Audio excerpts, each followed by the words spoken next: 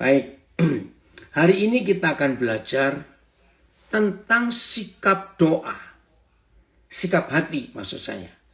Bukan tentang kata-kata doa, bukan. Bukan cara berdoa, bukan. Tapi yang kita mau pelajari adalah sikap hati kita tentang doa. Satu-satunya agama di dunia ini yang tidak pernah, saudara perhatikan ini, satu-satunya agama di dunia yang tidak pernah Tuhannya menetapkan peraturan bahwa doa itu harus jam sekian, harus ganti baju ini, harus kata-kata begini, harus angkat tangan begini, kaki begitu, tubuh begini. Saudara, tidak ada. Di dalam kekristenan tidak ada peraturan doa. Sama sekali tidak ada. Tapi semua agama di dunia itu sangat menekankan, sangat sikap, baju, menghadap, gerakan tangan, gerakan tubuh. Waduh, semua diatur, bahkan kata-katanya. Kalau salah itu diulang. Itu hampir semua agama di dunia. Tapi kekristenan tidak. Saudara, ini yang kita harus tahu. Kalau kekristenan penekanannya bukan pada tempat, jam, kata-kata, sikap tubuh, baju yang dipakai, tidak. Tapi di dalam hidup kita sebagai murid-murid Tuhan Yesus dan anak-anak Bapa di surga, yang ditekankan adalah hati. Sikap hati.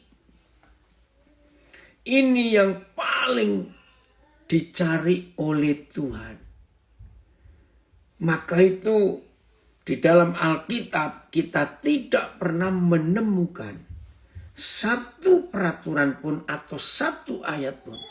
Doa itu harus begini, doa itu harus begitu, jam sekian, enggak ada. Karena yang dicari adalah sikap hati. Maka itu tidak ada di antara kita boleh menilai dan menghakimi orang yang sedang berdoa. Oh, doamu itu salah. Kamu kurang begini, kamu kurang begitu. Enggak. Tapi sikap hati. Mari kita mulai dengan ayat ini. Yesaya 59 ayat 1 dan 2. Yesaya 59 ayat 1 dan 2. Makasih Filipus nayangkan ayat ini. Nah, lihat ini. Tidak ada satupun perintah atau peraturan tentang kata-kata, tentang cara, tentang pakaian, baju, tidak. Yesaya 59 ayat 1 dan 2. Ya, kita melihat ayat ini. Yesaya 59 ayat 1 dan 2. Sesungguhnya tangan Yahweh tidak kurang panjang untuk menyelamatkan, dan pendengarannya tidak kurang tajam untuk mendengar. Jelas toh? Papa kita di surga tangannya enggak pendek, telinganya tidak tuli, maaf. Tetapi yang merupakan pemisah, jelas sekali, antara kamu dan Tuhanmu ialah segala kejahatan kita ini.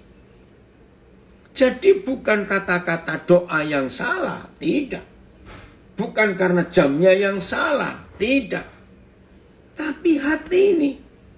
Dan yang membuat dia menyembunyikan diri terhadap kamu sehingga ia tidak mendengar, ialah segala dosa kita ini.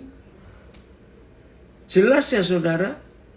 Nah, kita tinggalkan dulu dua ayat ini. Mari kita jujur pada diri kita sendiri. 90 sekian persen, dengarkan ini baik-baik, 90 sekian persen cara kita berdoa itu dipengaruhi oleh semua agama-agama di dunia ini. Pasti kaget bagi yang belum tahu ini. Saya ulangi lagi. Semua doa kita, gereja Tuhan, murid-murid Tuhan Yesus, anak-anak Bapa di surga, itu ternyata sangat dipengaruhi oleh pola doa yang diajarkan oleh semua agama di dunia ini. Mungkin saudara bertanya, apa itu? Saya berikan 3 bukti bahwa doa-doa kita selama ini 90% lebih, mungkin 99, sekian persen, itu dipengaruhi dengan sikap doa agama-agama di dunia. Nomor 1, saudara, maafkan saya. Tuhan di agama apa saja, maaf dalam tanda kutip, harus dapat sesuatu dulu dari umatnya. Maafkan saya nggak mau berdebat ini ya, tapi ini fakta. Tuhan di dalam agama apa saja, itu umatnya harus memberi sesuatu dulu. Sesuatu. Maka itu di semua agama di dunia ada persembahan. Ada sesaji. Ya. Ada sesuatu yang dipersembahkan, entah makanan, entah buah-buahan, entah sayur, entah minuman, atau apa saja, atau bau-bauan yang harum, kemenyan, dupa, dan sebagainya. Bahkan di agama-agama nenek moyang manusia dulu, ngeri. Dewa-dewi mereka minta darah dari manusia, nggak cuma binatang. Coba renungkan. Animisme, dinamisme, dan agama-agama suku dulu. Kalau kita belajar sejarah, ngeri saudara. Dewa-dewi mereka, Tuhan mereka minta darah. Zaman berubah, maka binatang yang dipersembahkan. Nah, itu konsep yang pertama tentang doa dalam agama-agama. Terus, makin banyak yang mereka berikan kepada dewa mereka, makin banyak. Makin mahal persembahan mereka, umat itu kepada Tuhan mereka. Langsung mereka yakin Tuhan yang mereka sembah akan memberi lebih banyak lagi. Maka itu di dalam gereja, ya tidak semuanya tentunya, tapi semua kita tahu. Ada statement begini, banyak berdoa, banyak berkat. Kurang berdoa, kurang berkat. Sedikit berdoa, sedikit berkat. Tidak berdoa, tidak ada berkat. Saya percaya hampir semua kita pernah dengar. Mengapa itu masuk di dalam kekristenan? Yaitu tadi. Karena prinsip agama-agama lain.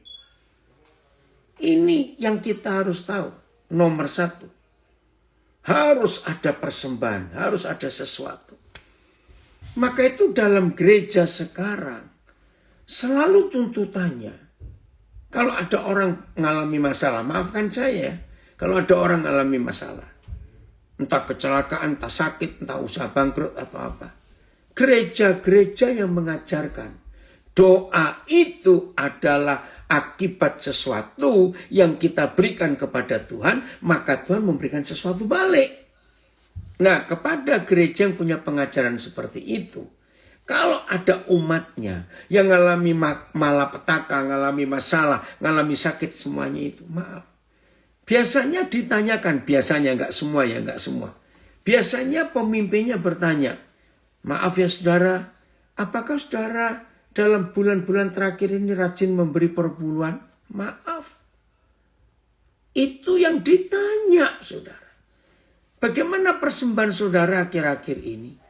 Nah, kenapa di dalam gereja ada konsep itu? Yaitu tadi karena dari agama-agama lain. konsep kedua. Tuhan atau dewa di dalam agama apa saja, itu digambarkan sebagai Tuhan yang menakutkan, pribadi yang suka menghukum. Maka itu kalau tidak melakukan ini, tidak melakukan itu, dihukum. Maka itu dalam tradisi agama-agama nenek moyang manusia dulu,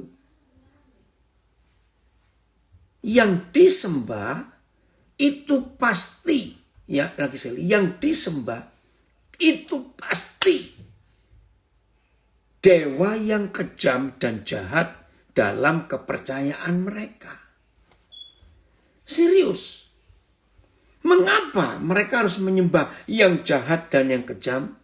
Sebab mereka punya konotasi pandangan. Yang baik itu tetap baik. Gak usah diapa-apakan, dia itu dewa yang baik. Tapi yang kejam dan yang bengis harus dibaik-baikin. Supaya kita tidak kena murka dan dihukum.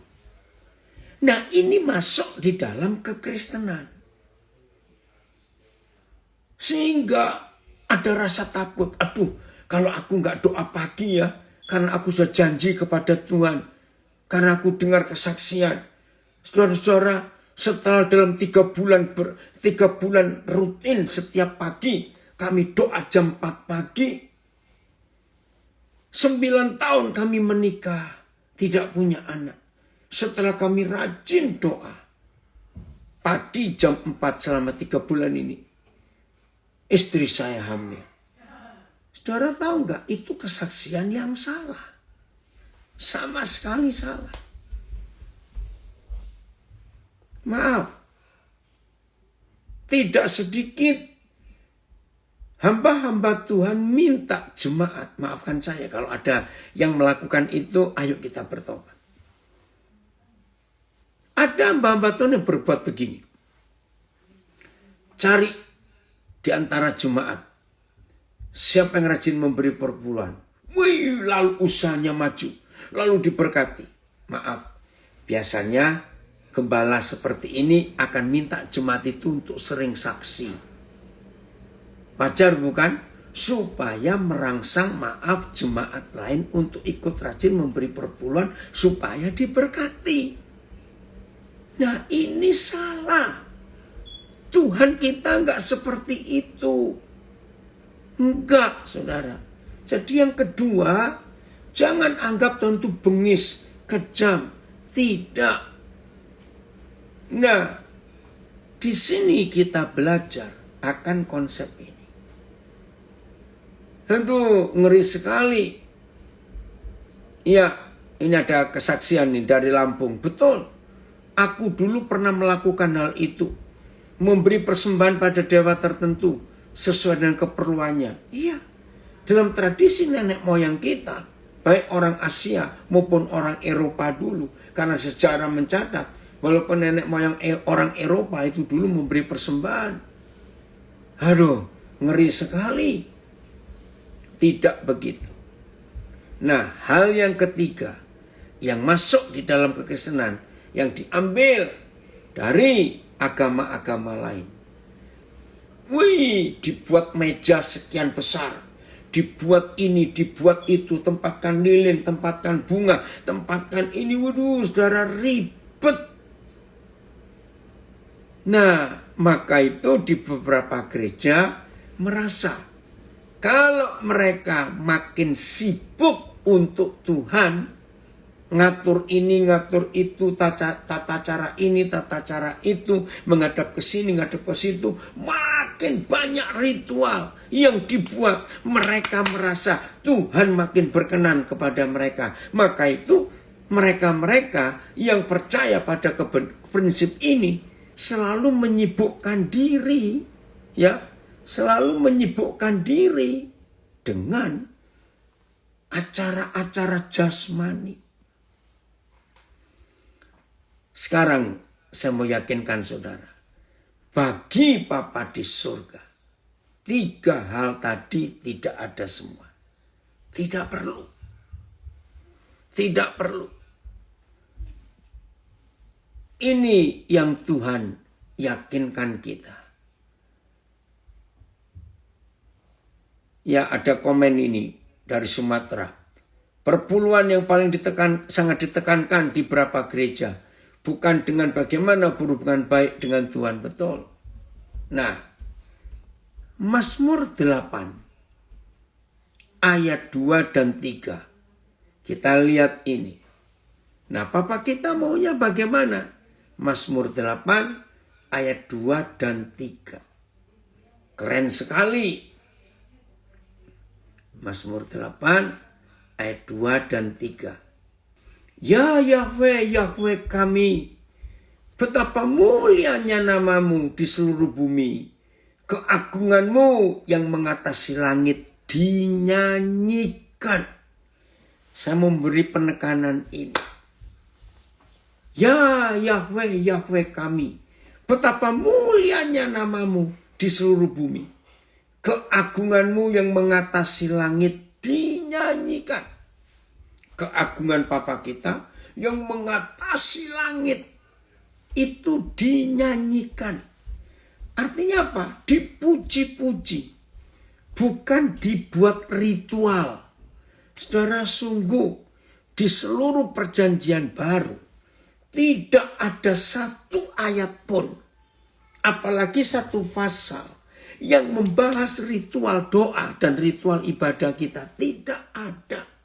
Padahal semua agama di dunia itu harus ada ritual ibadah, ritual agama itu harus ada. Tapi Papa kita tidak. Yang ada hanya nyanyian, pujian, sukacita, kegembiraan terhadap Dia. Ayat 3. Wih, ini luar biasa. Dari mulut bayi-bayi dan anak-anak yang menyusu telah kau letakkan dasar kekuatan karena lawanmu untuk membungkamkan musuh dan pendendam. Saya tadinya tidak percaya kalau ayat ini, Filipus tolong lihatkan ke beberapa terjemahan. Saya tadinya nggak percaya kalau ayat 3 Mazmur 8 ini adalah doa. Tapi setelah Roh Kudus tunjukkan, wih betul juga. Lihat ini berapa terjemahan saya baca ya. AYT. Dari mulut anak-anak dan bayi-bayi yang menyusu, engkau telah meletakkan dasar kekuatan oleh karena lawan-lawanmu untuk membungkam musuh dan pendendam. Saudara, kenapa saya tidak percaya bahwa ini doa? Karena begini loh. Bayi dan anak-anak yang masih menyusu diajak perang oleh Papa di surga. Ini kan ngaco. Lihat, bayi dan anak-anak dan bayi-bayi yang masih menyusu itu diajak perang.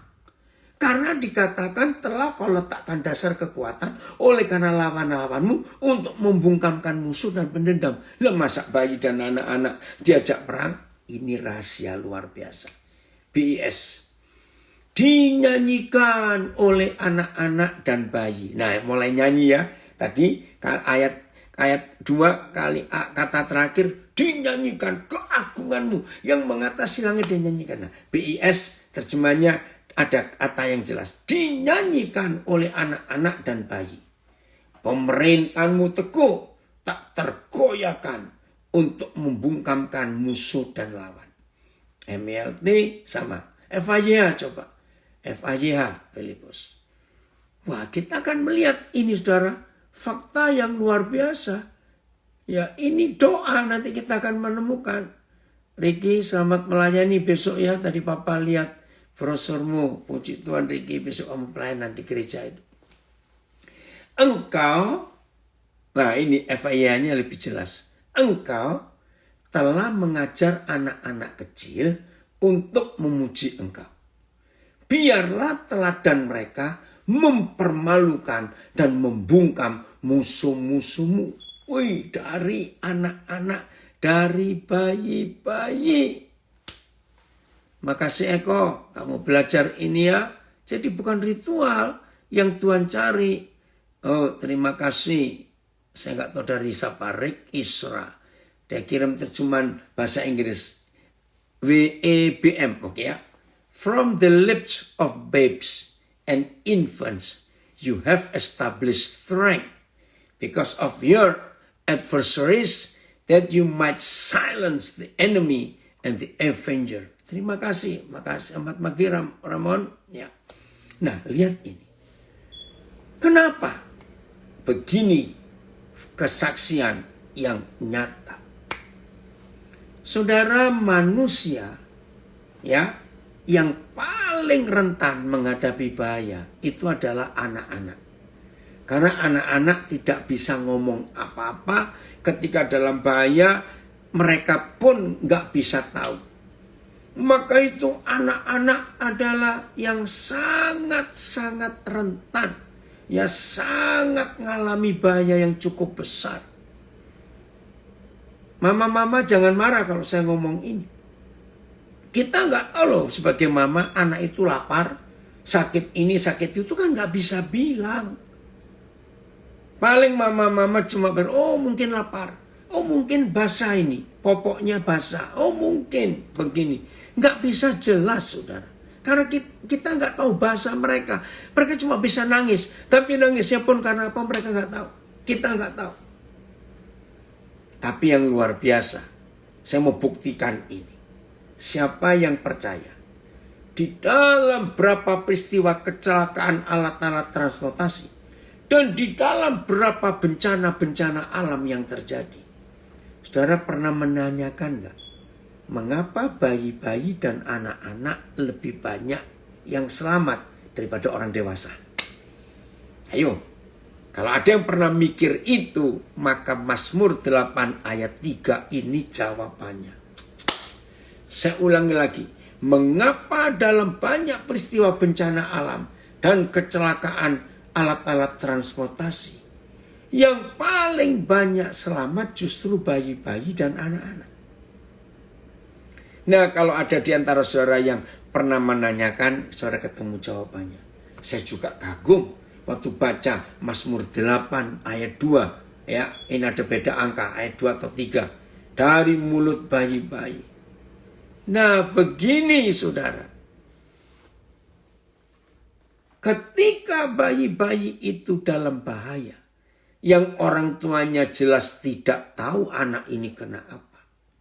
Tapi Bapa di surga memberi kuasa, memberi kekuatan, memberi senjata di mulut mereka untuk membungkam musuh dan membungkam pendendam. Ada apa di mulut mereka?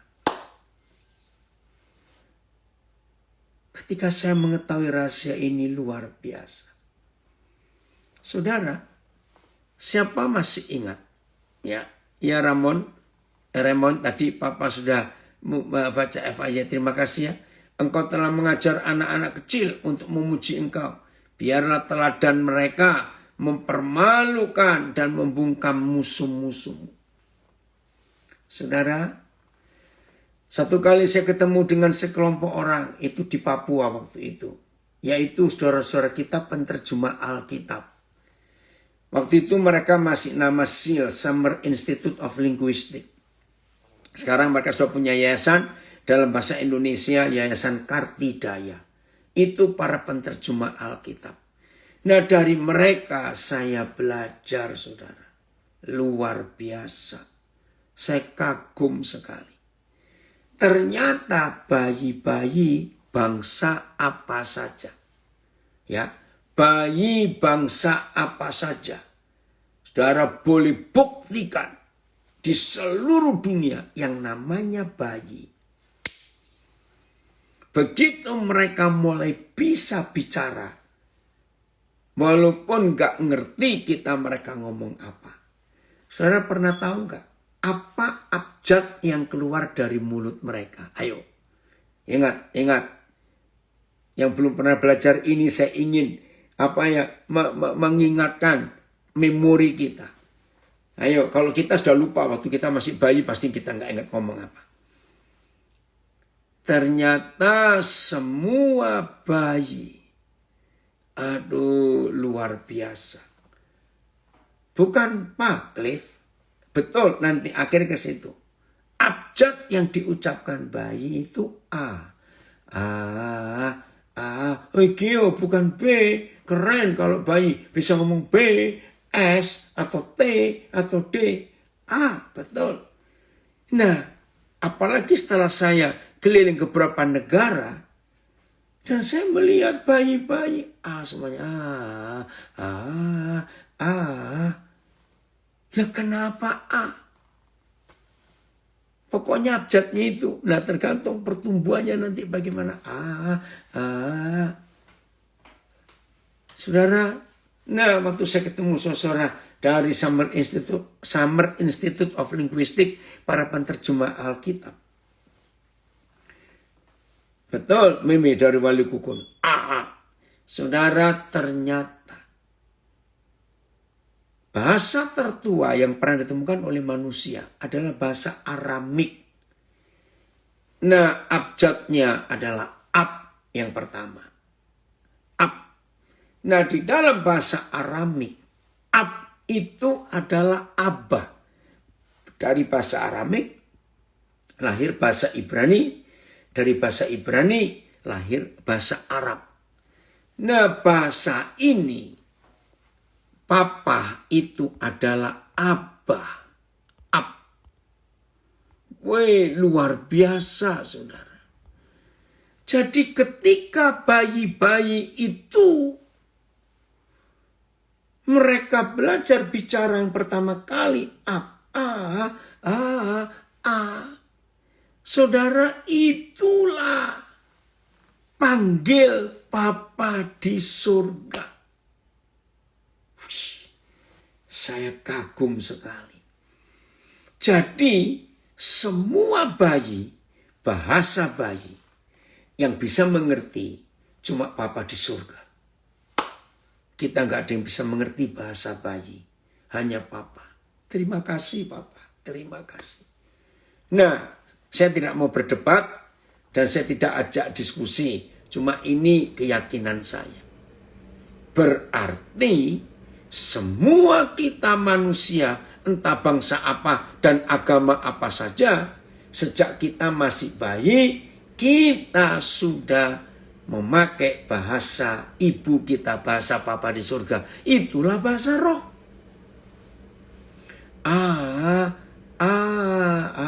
Wih, terima kasih. Maka itu ketika setan mengambil, ingin merebut bayi-bayi itu, mereka berseru kepada Papa, Abah. Wih, dari surga Tuhan mendengar. Langsung Papa Yahweh, Abah yang kekal itu mendatangi bayi itu. Aduh, saya menangis waktu itu. Walaupun tidak tertulis, ya, walaupun tidak tertulis. Tapi saya percaya bayi Musa waktu dihanyutkan oleh ibunya di Sungai Nil. Saudara ingat zaman itu Sungai Nil masih banyak buaya. Kenapa bayi Musa selamat? Karena di mulut bayi-bayi, entah bayi apa saja, maka panggil Abah, Papa mendengar, saudara. Terima kasih, Papa. Nah, dari apa yang saya temukan ini, itulah doa. Jadi bayi-bayi sudah berdoa, sudah bisa berkomunikasi dengan Tuhan. Nah, maka itu seluruh Alkitab tidak ada peraturan doa. Tidak ada ritual doa. Bahkan, izinkan saya ngomong ini. Jangan menyuap Tuhan dengan sesuatu perbuatan kita. Supaya Tuhan mendengar doa kita. Stop. Saya punya prinsip ini, saudara. Yang belum pernah tahu hari ini supaya tahu. Ya, apalagi yang rajin berdoa. Ya, maafkan saya. Siapa yang percaya kalau hidup kita ini benar di hadapan Tuhan. Benar loh ya. Kalau hidup ini taat, menuruti perintah Tuhan, kita nggak nyimpang ke kiri ataupun ke kanan. Ya. Tidak perlu banyak doa. Tolong dijawab lewat Facebook, Instagram, dan Zoom. Kalau hidup kita benar, hidup kita lurus, hidup kita taat. Ingat tadi Yesaya 59. Kita nggak buat jahat, hati kita bersih. Ya, tulus. Tuhan tolong kami. Percaya tidak, tanpa doa yang macam-macam, Papa sangat tahu yang kita perlukan itu apa. Dan tanpa banyak doa, dia pasti memberi yang kita perlukan. Tolong dijawab. Saya tunggu kolom Zoom. Percaya, betul. Anak saya Kawi dari Surabaya. Yang dari Facebook, Instagram saya tunggu. Amin. Woi, ini dari Melbourne. Ya, Jen. Setuju? Saya nggak tahu siapa ini. Ya. Benar. Ini ya. Ada kesaksian dari Jakarta. Wow, benar. Saya salah satunya. Waktu balita kecelakaan tapi saya yang paling gak apa-apa. Kanan DL itu apa? Belum, karena dulu belum ada safety belt. Betul, anak-anak. Oh, saya belum kebaca kecepatan. Bentar ya. Siapa lagi? Percaya. Oke, dari Madiun. Percaya. Woi, dari LA. Benar, setuju. Oke. Sudah alami berapa kali? Percaya. Dari Surabaya. Percaya. Ini di Instagram. Woi, dari Nabire. Percaya.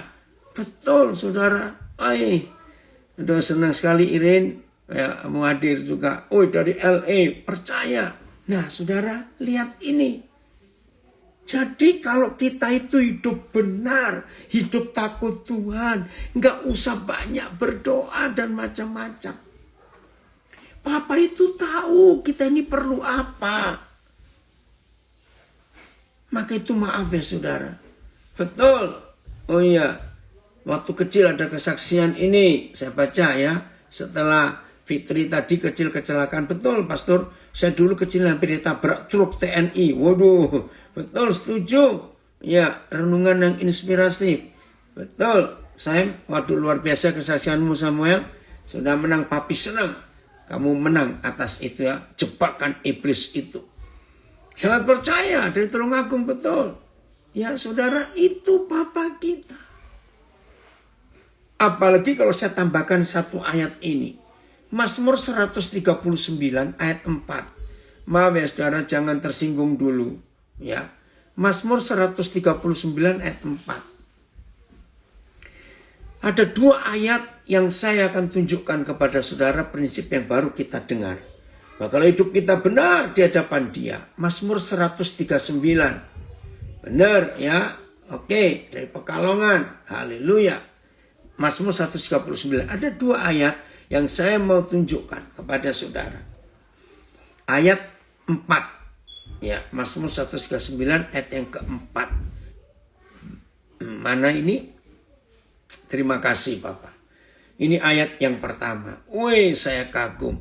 Maka itu hari ini sikap hati kita dalam doa harus berubah. Harus mengalami perubahan. Sebab sebelum lidahku mengeluarkan perkataan, sesungguhnya semuanya telah kau ketahui ya Tuhan. Bahkan sebelum sebuah kata di atas lidahku, sesungguhnya ya Yahweh engkau tahu segalanya. PS, bahkan sebelum aku berbicara, engkau tahu apa yang hendakku katakan. MILT, bahkan karena tidak ada perkataan pada lidahku ya Yahweh, lihatlah engkau telah mengetahui semuanya. Saudara maafkan saya ya, maafkan saya. Saya nggak ingin ada yang protes, berontak, lalu keluar, nggak mau ikut belajar, jangan. Oke, FIA sekalian. Engkau tahu apa yang akan kukatakan sebelum aku mengucapkannya. Saya tanya kepada saudara, setelah kita baca ayat ini, maaf. Jadi sebetulnya perlu nggak kalau doa itu banyak ngomong dan nyerocos sendiri? Maaf pertanyaan saya. Ayo jawab. Setelah kita tahu firman ini, Mazmur 139 ayat 4. Perlu nggak kalau kita doa itu panjang-panjang? Nyerocos sendiri, ngomong kiri kanan ada. Ada yang jawab, nggak perlu. Betul, no. Tidak perlu. Betul. Nggak perlu. Papa tahu semua. Kita belum ngomong apa dia tahu. Oh Tuhan ampuni kami yang cerewet ini. Nah, nggak perlu. Tidak perlu. Betul. Oh di Facebook, di Instagram ya nggak perlu. Makasih. Chris, Papa senang sekali kamu gabung dengan anak saudara LA. Saudara bayangkan. Nah lalu pasti ada yang tanya. Kalau gitu doa itu isinya apa? Nah, ada yang bilang perlu ditaplok malaikat itu. Kalau kebanyakan ngomong, Cliff, saya belum kenal Cliff ini siapa. Iya, tidak perlu. Iya, dari Melbourne, betul. Loh, lalu kalau gitu apa? Oh, ada yang kirim American Standard Version. For there is not a word in my tongue, but lo, O Jehovah, you knows it all together. Terima kasih. Papa tahu semuanya itu. Nah, sudah ada yang jawab ini. Betul. Bahwa kalau gitu dalam doa bagaimana? Isi pujian saja. Yang tadi itu Mazmur 8 ayat 1. Pujian. Kita beri pujian. Jadi kalau doa waktu kita sekian jam itu hanya bilang Tuhan terima kasih. Papa engkau baik. Terserah saudara mau nyanyikan pujian apa. Itu jauh lebih baik. Karena Tuhan tahu semua apa yang kita perlukan. Ayat yang kedua. Papa tahu betul apa yang kita perlu. Matius 6 ayat 32. Ada satu kalimat yang indah sekali. Percaya betul. Haleluya. Ya. Jadi Papa tahu, saudara Papa tahu. Kita lihat ya. Matius 6 ayat 32. Amin, setuju kesaksian ini. Seharusnya begitu. Kadang bingung mau berdoa seperti apa lagi. Belajar dari bayi saja. Tanpa kata-kata indah. Amin, tetap memuji Tuhan. Betul. Semua itu, semua itu dibaca di ayat 31. Ya keperluan kita sehari-hari. Itu semua. Ya. Kalau saya baca begini. Keperluan kita sehari-hari tentang makan, minum, pakai. Itu dicari oleh bangsa-bangsa yang tidak mengenal Tuhan. Akan tetapi Bapamu yang di surga tahu bahwa kamu memerlukan semuanya itu. Ayat. Sebab bangsa-bangsa lain mencari-cari makan, minum, pakai itu. Dan Bapa surgawimu tahu bahwa kamu membutuhkan semua itu. PS. Hal-hal itu selalu dikejar. Makan, minum, pakai itu selalu dikejar oleh orang-orang yang tidak mengenal Tuhan. Padahal Bapamu yang di surga tahu bahwa kalian memerlukan semuanya itu. TSI. Semua hal itu, makan, minum, pakai, pokoknya kebutuhan sehari-hari, kebutuhan pokok hidup kita, itu selalu dikhawatirkan oleh orang-orang yang tidak mengenal Tuhan. Nah, saudara sampai di sini kita harus tahu. Kalau saudara dan saya adalah anak-anak Bapa di surga. Dan kita itu mengenal dia. Maka saudara dan saya nggak perlu berdoa minta semua hal itu. Nggak perlu. Loh kenapa? Karena Papamu yang di surga tahu. Papa kita di surga tahu bahwa kita memerlukan semuanya itu. Yang tahu dia. Nggak usah diberitahu. Maaf. TSI saya teruskan. Padahal Bapamu yang di surga sudah tahu bahwa kamu membutuhkan semuanya itu. Papa terima kasih. Suatu hari saudara saya begitu yakin pada Papa di surga tentang firman ini. Makasih Pak. Kalimat ini yang meyakinkan saya.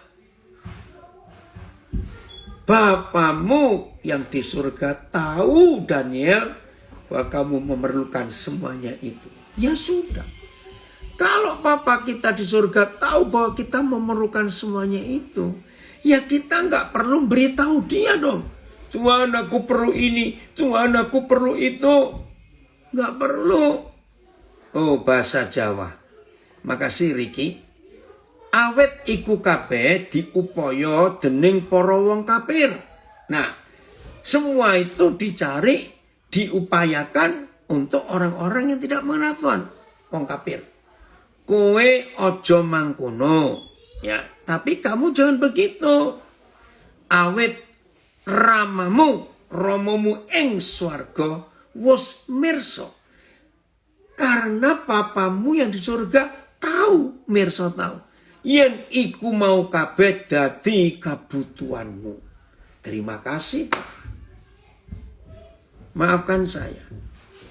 Maka itu saudara sebetulnya doa pagi, doa siang, doa malam, doa sore.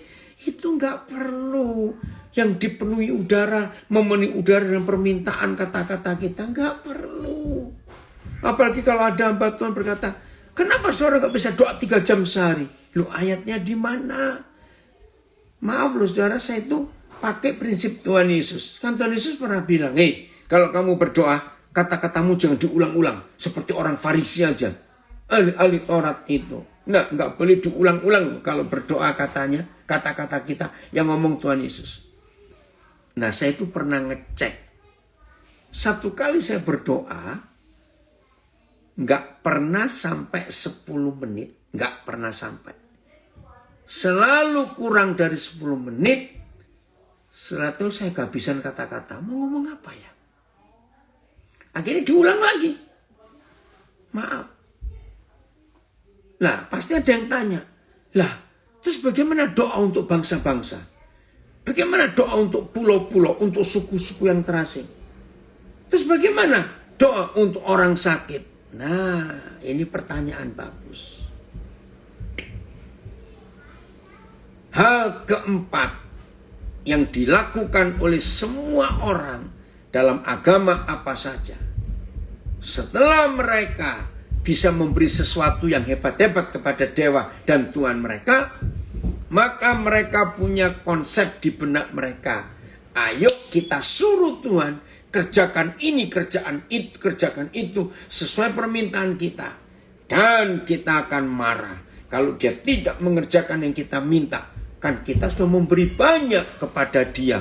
Wih, ini jahat sekali. Bukan begitu. Jadi kalau kita doa untuk suku tertentu, untuk bangsa-bangsa, itu bukan doa Tuhan selamatkan Madura. Tuhan selamatkan orang Banten. Tuhan selamatkan orang Sunda. Tuhan berkati Amerika. Bahkan ya saudara, aduh maafkan saya. Kalau ada bencana alam, mari kita doakan. Yang terakhir di Batu, ada banjir bandang. Pray for Batu. Maaf loh saudara. Oh terima kasih Riki.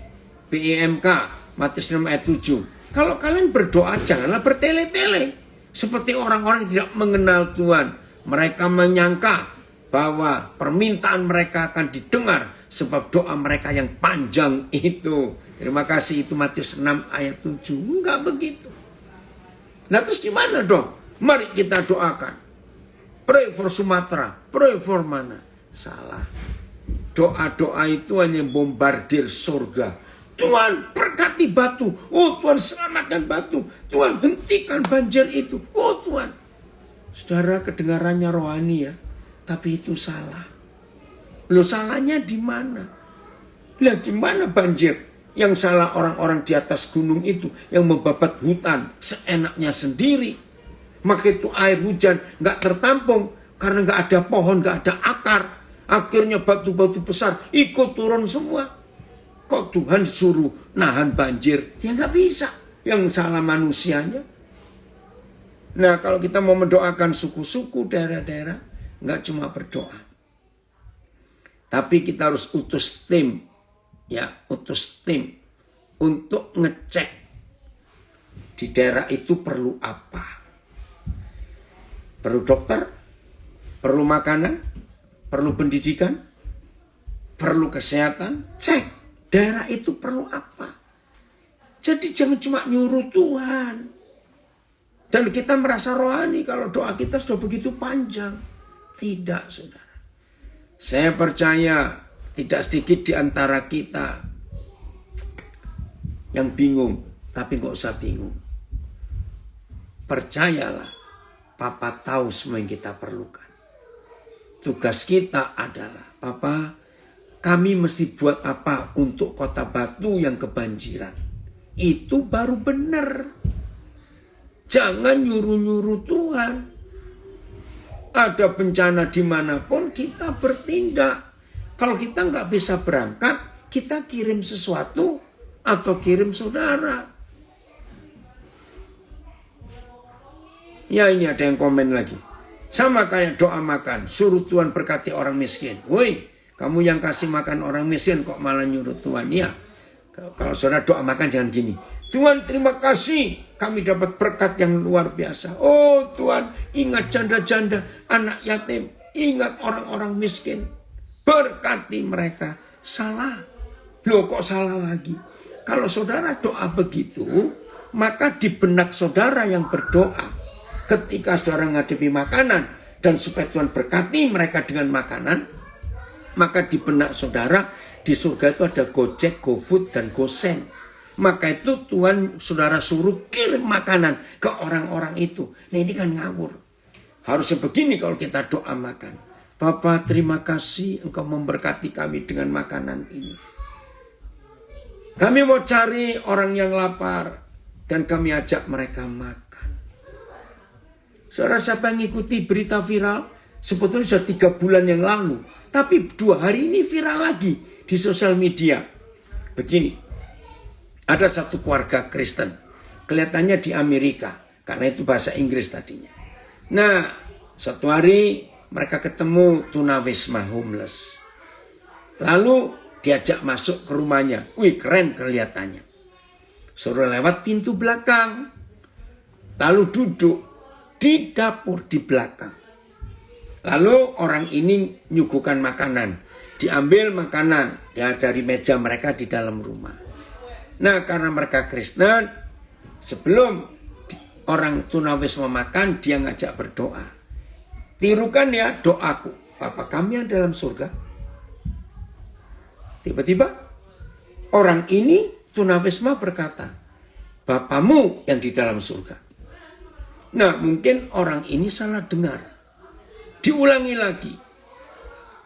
Tirukan ya doaku, iya Bapa kami yang dalam surga. Yang diucapkan Bapamu yang di dalam surga. Dia mikir, loh kok kenapa? Ketiga kali. Sama. Si tunawisma cuma berkata, Bapamu yang di dalam surga. Akhirnya dia marah. Hei, kamu dengar gak aku ngomong apa? Our Father in heaven. Bapa kami yang di surga. Ya aku dengar. Lalu kenapa kamu bilang Bapakku, Bapamu? Wih, ini ditemplak habis-habisan. Loh, kalau Bapak kami, our Father, berarti Papa kita kan sama. Nah, kalau Papa kita sama, kan gak mungkin istrimu, anak-anakmu makan di dalam, enak-enak aku makan di sini. Tertemplak orang ini. Waktu saya baca itu, betul. Kalau Bapak kita itu satu, kita ini bersaudara semua. Woi, coba saudara cari. Ini sudah ramai di sosial media. Seperti itu.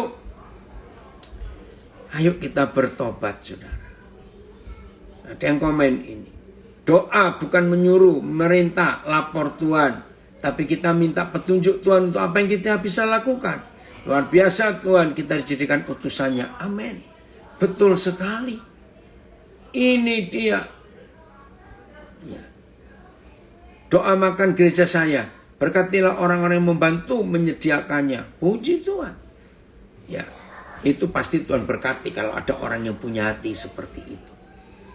Jadi mulai hari ini saudara, hubungan intim kita dengan Tuhan jauh lebih penting daripada kata-kata kita, doa kita, dan sikap kita.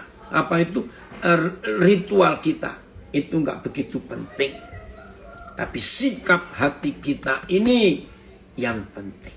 Ayat terakhir, Matius 6 ayat 6. Biarlah mulai hari ini kalau kita berdoa, melakukan ini. Lagi sekali baru gabung, sebentar kita akan ada perjamuan kudus. Kalau saudara mau ikut, siapkan apa saja yang ada. Nggak harus roti, nggak harus anggur. Bisa air, bisa teh, bisa sirup, nggak apa-apa. Itu cuma lambang. Nggak ada roti, nggak apa-apa. Ada kerupuk, ada biskuit, nggak apa-apa. Ada ubi, lakukan. Itu cuma simbol. Ya.